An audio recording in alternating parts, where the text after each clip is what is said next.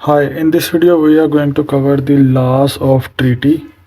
और इसके अंदर हम देखेंगे कि ये कितनी टाइप्स की होती हैं, इसके अंदर कौन कौन से इंपॉर्टेंट पॉइंट्स हैं, कौन कौन सी अब तक ट्रीटीज़ आ चुकी हैं, ट्रीटीज़ पे कन्वेंशन जो हुई थी लॉ ऑफ ट्रीटी को डिफ़ाइन करने के लिए उसके अकॉर्डिंग जो है वो क्या था, सब कुछ हम इसके अंदर कवर करेंगे, एक जनरल ओवरव्यू देखेंगे। तो ट्रीटीज़ जो हैं ये मोस्ट इम्पोर्टेंट सोर्स होता है इंटरनेशनल लॉ का।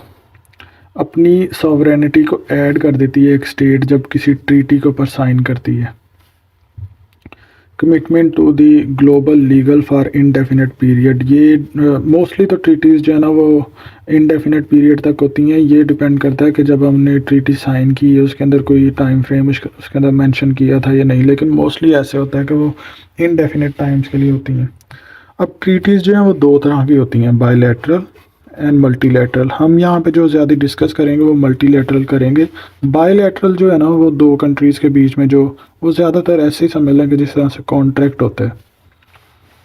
अब जो मल्टीलैटरल है ना उसके अंदर हम ज़्यादा उसकी मतलब डिस्कस करेंगे। सो अब पहले तो देखते हैं कि जो ट्रीटी क्या इनका जो ट्रीटीज़ हो चुकी हैं दो कंट्रीज़ के बीच में, क्या पब्लिक उसको या पब्लिक इंडिविजुअल जो उसको एक्सेस कर सकते हैं या नहीं। एक्चुअली में वो कर सकते हैं। क्यों? क्योंकि जो भी कोई भी ट्रीटी साइन हो ना दो स्टेट के बीच में, तो एक्चुअली वो दो स्टेट के बीच में तो हुई है, लेकिन वहाँ के जो इंडिविजुअल हैं जो सब्जेक्ट ऑफ दैट स्टेट वो भी उससे बाउंड हो चुके हैं। सो ये हर इंडिविजुअल जो एक्सेस कर सकता है, और ये एक पब्लिक डॉक्यूमेंट होता है जो ट्रीटीज़ होती हैं। अब हम देखते हैं कि किसी भी ट्रीटी के अंदर कॉन्स्टिट्यूएंट्स कौन कौन से होते हैं। प्रीएम्बल्स जो हैं उसमें कुछ होते हैं substantive provisions, operational provisions, disputes resolving provisions और प्रोसीजरल प्रोविजंस। अच्छा देखें, ये जो है ना ये समझें कि सब्सटेंशियस प्रोविजन जो है ना ये पार्ट्स हैं। एक ट्रीटी है उसके अंदर 15 पॉइंट्स हैं टोटल।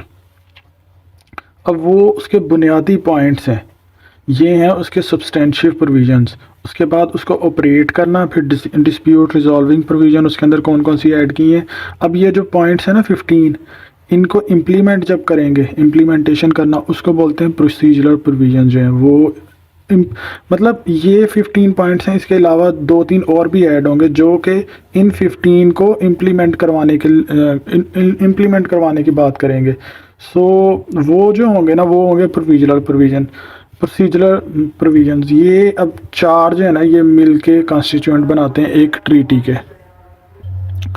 अब उसके अंदर जो एडिशनल 2 पॉइंट्स ऐड किए गए हैं ना कि उसको अब किसी भी ट्रीटी को इम्प्लीमेंट करवाने के लिए जो इदारे बनाए जा सकते हैं, इस तरह के जो काम होंगे वो प्रोसीजरल प्रोविजंस के अंदर ऐड किए जाएंगे ताकि उस ट्रीटी को इम्प्लीमेंट करवाया जा सके।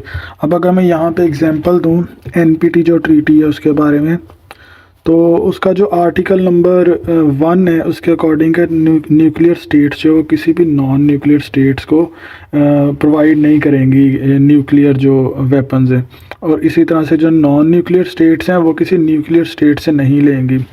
आर्टिकल 3 के अंदर इसी तरह से फिर ऐड किए ये अब जो मैंने ऊपर बताया ना ये है सब्सटेंटिव प्रोविजन जो है, ठीक है, इसकी इस ट्रीटी की।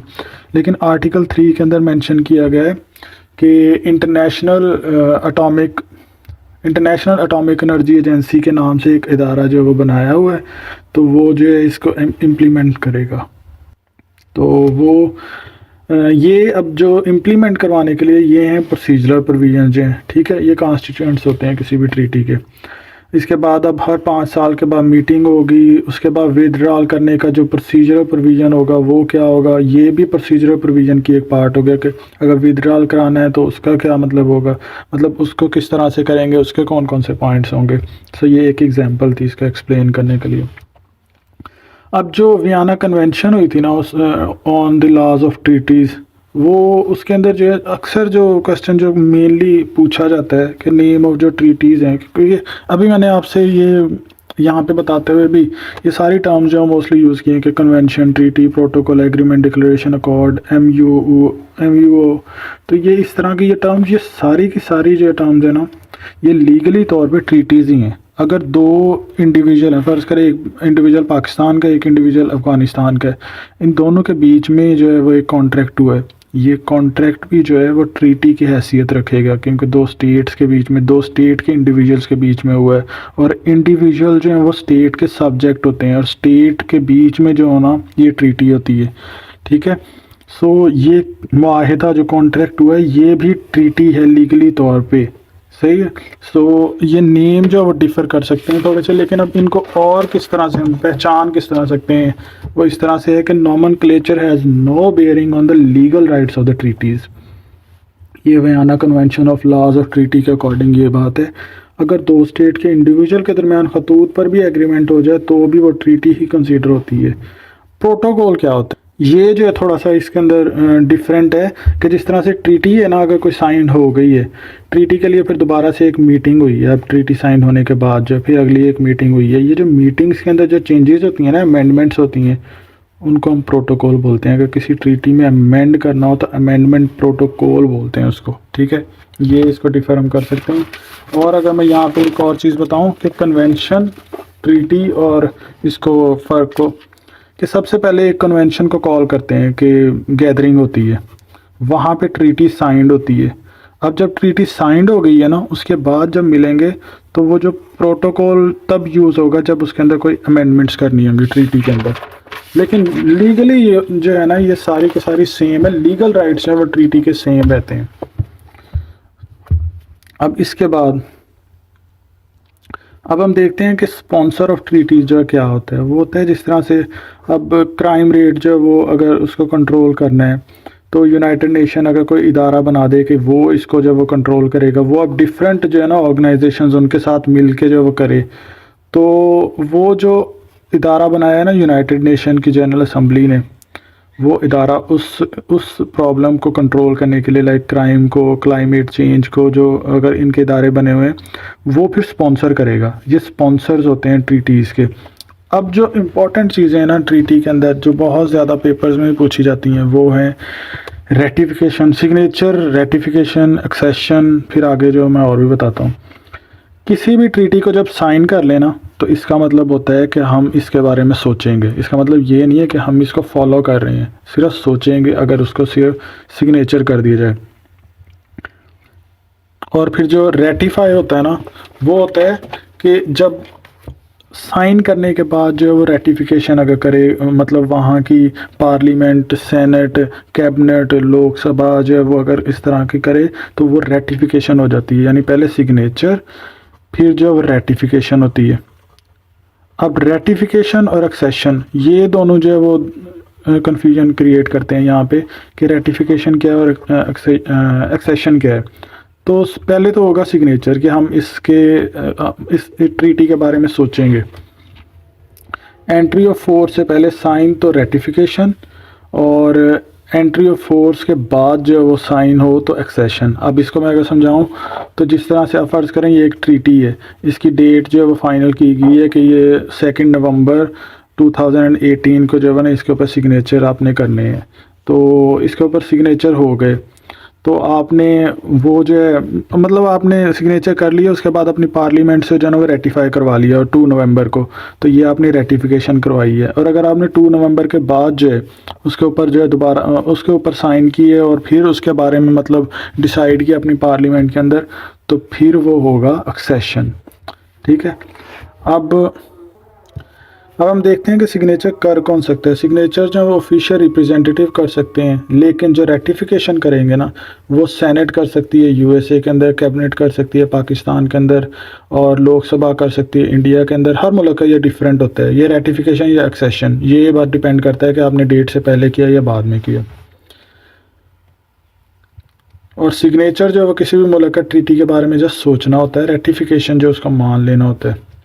अब हम देखते हैं कि रेजर्वेशन ऑफ ट्रीटी क्या होती हैं, डेक्लेरेशन ऑफ ट्रीटी क्या होती हैं। रेजर्वेशन होता है कि अगर ट्रीटी में कुछ पॉइंट्स को निकालने के लिए कहा जाए तो उसको रेटिफाई, अगर मतलब कुछ पॉइंट्स को अगर निकाल दिया जाए ट्रीटी में से तो वो कंट्री जो है ना उसको रेटिफाई कर देगा, उसको मान लेगा, उसको एक्सेप्ट कर लेगा, उसकी सेनेट, कैबिनेट या लोकसभा उसको एक्सेप्ट कर लेगी। तो उसको बोलते हैं कि रिजर्वेशन, एक पॉइंट के ऊपर रिजर्वेशन। लेकिन इसके लिए कुछ प्रिंसिपल हैं कि जो स्पिरिट ऑफ ट्रीटी होगी ना, जो उसका बेसिक पॉइंट होगा, उसके ऊपर रिजर्वेशन नहीं आप ले सकते, ट्रीटी की बुनियाद पर रिजर्वेशन नहीं लगा सकते। और जो डिक्लेरेशन होती है ना, वो ये होती है कि जिस पॉइंट के ऊपर आपको इशू था ना, उसको मान लेना, लेकिन अपना इफेक्ट जो है उस पॉइंट के ऊपर लिमिट कर देना। इसको बोलते हैं declaration of the treaty from a single state. So अब किसी भी ट्रीटी को अगर आइंदा से रीड करना है तो उस ट्रीटी की उस ट्रीटी में देखेंगे कौन कौन सी स्टेट्स हैं जिन्होंने उसको रेटिफाई किया है। मैंने पहले बताया था सिग्नेचर, उसके बाद रेटिफिकेशन या एक्सेशन। तो वो देखना है कि किस किस स्टेट ने रेटिफाई किया है, और उसके बाद देखना है कि किस किस स्टेट को इस पर क्या क्या रिजर्वेशंस थी और किस किस स्टेट ने उस पर डिक्लेरेशन रखी हैं। तो इससे जो वो समझा जा सकता है कि उस ट्रीटी के बारे में कि उसकी लीगल वैल्यू जो वो कितनी है। तो अगर मैं यहाँ पे आपको सिंपल सी एग्जांपल दूँ, ये देखें, ये हमारे पास एक एग्जांपल है। ये है हमारे पास treaty on non proliferation of nuclear weapon NPT जो है। तो इसके अंदर अगर आप यहाँ पे देखें तो ये हैं partially recognise states which ratified, जिन्होंने माना है लेकिन वो पार्शली रिकग्नाइज हैं। नॉन सिग्नेचर्स हैं ये जो रेड पाकिस्तान और इंडिया भी इसके अंदर शामिल है। और जो जिन्होंने रेटिफाई, अदर रेटिफायर्स कौन से हैं और स्टेट रेटिफायर्स, सो वही सारी टर्म्स यूज़ की हुई हैं जो हमने यहाँ पे इसके अंदर रीड की है।